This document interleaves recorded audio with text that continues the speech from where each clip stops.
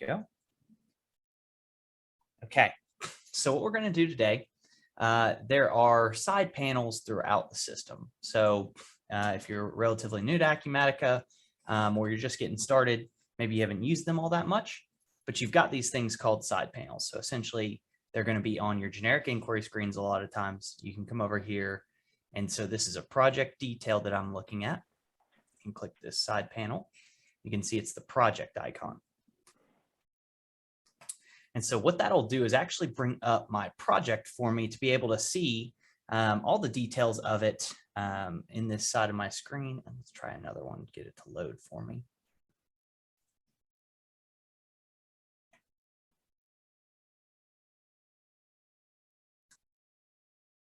Might need a hard refresh. 1 second here, y'all. There we go. Just wasn't patient enough. Okay, so I've got my side panel. It's going to pull in job 27 over here. So I can look at it. I can expand my screen.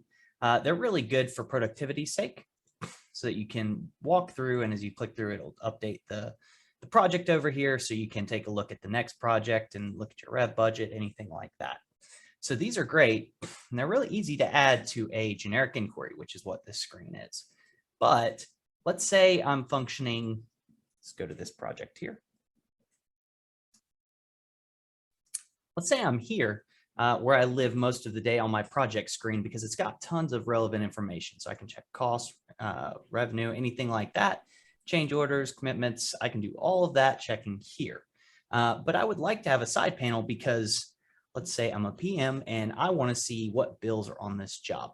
So an easy way to do that is to put a side panel in. It's a little bit different than doing it on a generic inquiry. So we're going to walk through that. So this is a customization project. And you can see here what I did. So I went to my screens, customized existing screen, and found my project screen. I can then come down to my actions buttons. And a lot of times, this is where you set up actions such as, create a task or something like that from the screen. You can see a lot of these exist out of the box. So what we're going to add is this AP Bills side panel. So let's click into that. You can see the navigation type is set to side panel, and you can see my destination screen is here. So that just tells it where it's going in the system. Display name is going to be what shows on that side panel.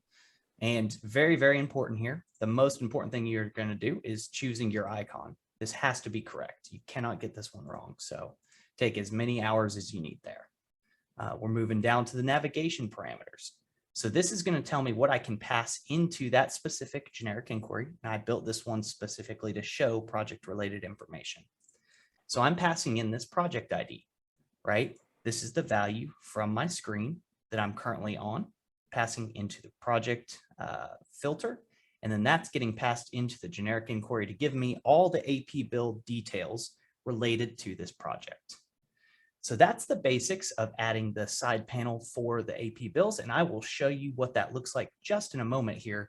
But that's about the end of everything that I know how to do in the system. So I'm going to ask Marissa to walk me through adding a button to create a project dropship. Oh my God, that's not true, by the way. It's like the master of the GIs. But so if you want to, you're working in a project screen, for example, right? Just like Daniel was talking about earlier, you a lot of things within one screen in Acumatica, utilizing the full functionality of the system, like those side panels. But what about a button? So say, for example, I want to add more to what is available to me. So like Daniel just clicked on the three little dots, and you can see what's available that I can do from this screen. For example, if I need to create a commitment in the system, I have that functionality available, but what about a drop ship? So if I am a project manager and I need something created on a purchase order and I want it drop shipped to a project, under that commitments, what is that category listed up there? I can't see that option. Project dropship is not listed. So what we're going to show you is how to add that functionality. So if you go back to your customization project, and we are going to be here where you have the actions. And so we're going to add a new action into the system. So you're going to give it an action name. So you can call it whatever you want. When you're adding the action name, do something that feels right in your heart, Daniel. What do you think? Project dropship, something like that. I Button. probably would misspell it if I followed my heart, but all right. All right. Like So that. if, as you can see, as you're adding the action name, you want to be mindful to make sure that there are no spaces. It's just something little thing you have to do in the system. When you get to your display name, that's when you can label it the way you want to see it. So you want to put some spaces in there. So you can do project dropship. You could do create project dropship, add those spaces, whatever you want to do to so that it makes sense to you. Once you have that added, then we're going to move on to just building out the configurations of it. So let's do our action type. And so from here, we want to create a record. So it's not like the last one Daniel was showing. It's not a side panel. We want the system from the project screen create a record for us. So we have that. And then under the category section, this is where we're going to tell the system which heading we want to put it. So in the previous screen, we had the 3 dots. And when you open the window, you had different headings. Which heading should this button appear? So if we're creating a project dropship, it is a commitment. So we might add it to the commitments.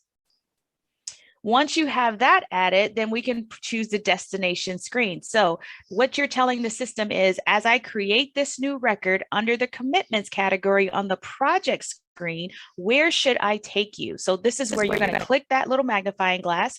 You have a couple options. You can, if you know the screen ID, you can add that there, which is like Daniel's showing you there, or you could just type it in. So project dropship is coming from the purchase order screen. So we can start typing in purchase orders. And from here, you got a lot of different options. So Daniel, can you show them in the little header up there where you see screen ID equals? Yes. And so we'll take a look at that. So we're going to come in here and we're going to go to purchases and you're going to go to purchase orders. So all screens in the system have this screen ID, right? It's equals screen ID equals, and that's what we're looking for. So we're going to actually drive into the data entry screen.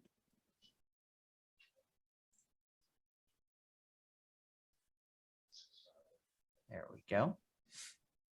And it looks like here is the screen ID I want. So then I would essentially reference it over here.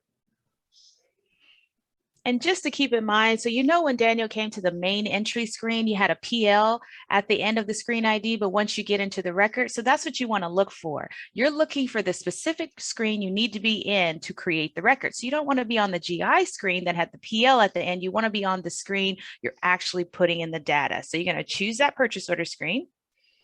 And then you're going to tell it the window mode. So this is where you can do whatever feels best to you. Do you want the window to open in the same tab? So it's going to take you from projects right into the purchase orders. It's similar to when you're using the pro forma invoice. If you're using that on the project screen, it will change screens and take you right to pro forma. You could do a pop-up window, or you can have it open it in a new tab. So whichever one you feel is best for you, you choose it here. All right. There is a wrong answer to this one. So we're definitely going with the new tab. That is a true statement. All right.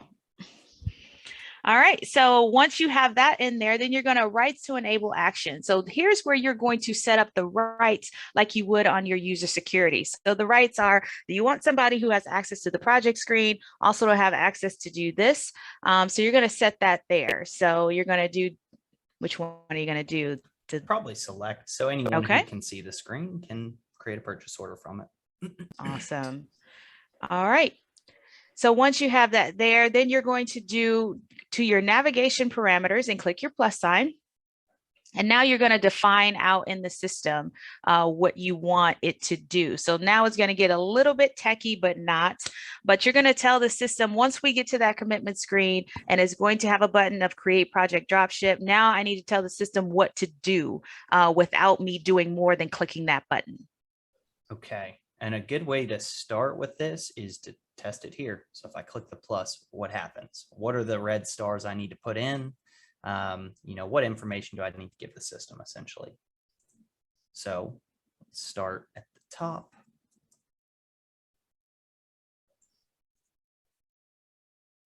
All right. So like you see at the top, the type, every purchase order, when you use standard out of the box, it always comes in normal. We don't want to do it as normal because it's not a normal PO. We're going to do a drop ship. So Daniel selected the from schema field right here. What that means is instead of entering in a random value that you type in, it's going to pull from the list that shows up on that drop down from normal. So you have all of those options there. So you're going to select project dropship.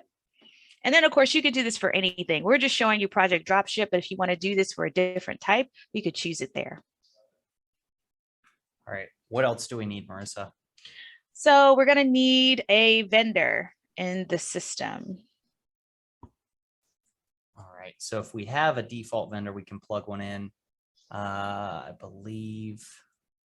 Okay. So if I change this, perfect. That's what I was looking for. So the project. yes, one of the main reasons we want to do this is I know I'm creating a purchase order from a project. Let me pass it in there.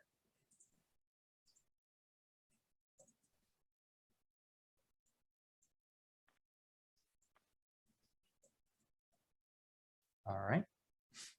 And we're going to pass in the project ID. All and right. Daniel, can you show them how they would know between those two options for project ID, which one to choose? Yes, I can. So if I go here, Control Alt click turns my little mouse into an inspect element. You can also do it up here, inspect element. So let's do that. And it actually gives me a lot of information I can dig into. This is my DAC schema browser. We won't get into that, but that's one of the coolest things that Acumatica added in 21R2. But it gives me all of my database table relations. And so I'm going to let it load here. You'll see why it's taking a little bit in a second. It is loading every database table in the system and all the field names so that I can click through them. All right. So it's a little bit in the weeds, not very relevant unless you're creating information, but I would scroll down to the bottom and I would look for purchase order to project. There we go. Project ID. That's what I'm looking for. Okay.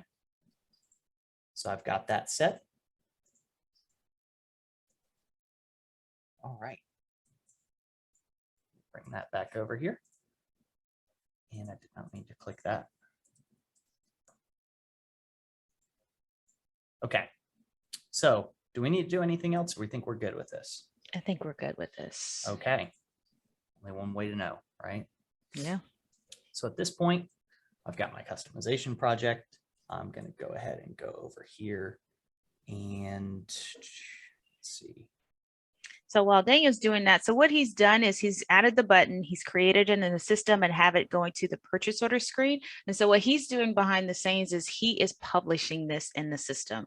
So as he publishes this in the system, you're going to go back to your project screen. And now when you're in a physical project, instead of just seeing the standard functionality, you're going to see a couple of things that were added. You're going to see that new drop ship button available there. You're going to see all of those different features to go from the project screen. It'll take you right to the purchase order screen where it'll pull in your project information and you can finish it up from there. You can add your vendor, add the details of the PO, your inventory ID, whatever is needed. All right, while we're waiting for this, one thing to take into consideration is if you're publishing multiple projects. So just be aware of that. We always recommend if you're not comfortable with projects, let us know, reach out. We're more than willing to help.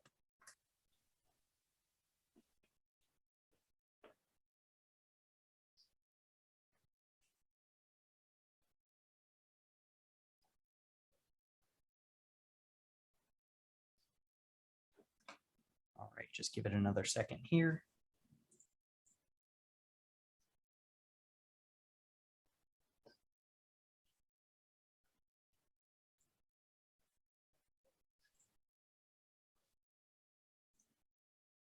Okay, so we now have our project screen. We've got our AP bills. Let's see, is there one that actually has some in here, Marissa? Number 19, project 19. Perfect. Let me navigate to that project for you.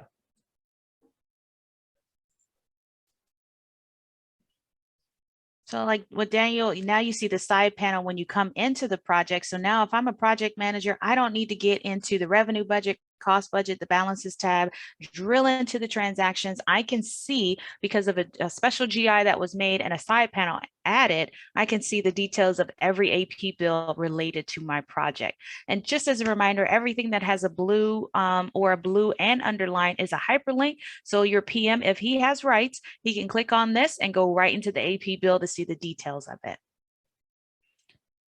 All right. Opened up. Perfect. So they can drill in as long as the access rights are there. We also can take the hyperlink away. A lot of times you want to keep it to here's what's specific to your project. You don't need to go looking at anything else. And this is a way to give them that access. The last thing is we have our button here. So let's try it out. Okay.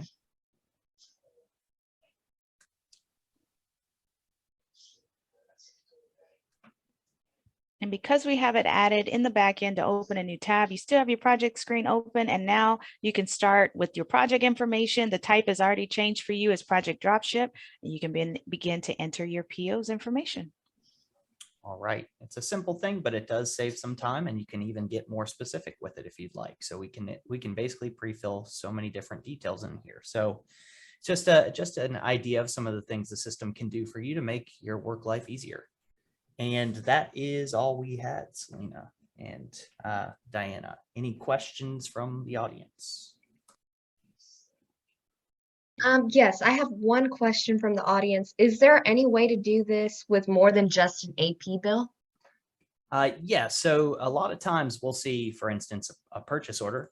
You can have the status on the purchase order lines over here. You can have anything that relates back to this record shown on the side. So if I want to show the customer, because I don't want to navigate away, I can do that. I can show a whole different, you can actually get into some dashboarding over here, do some widgets to show status of things, you know, AP last 90 days, AP past due. There's a couple different things you can do, and it's not just the AP. You can do AR, you can do anything that has a link to the project. All right. All right. Well, thank you, Daniel and Marissa. Aren't they great?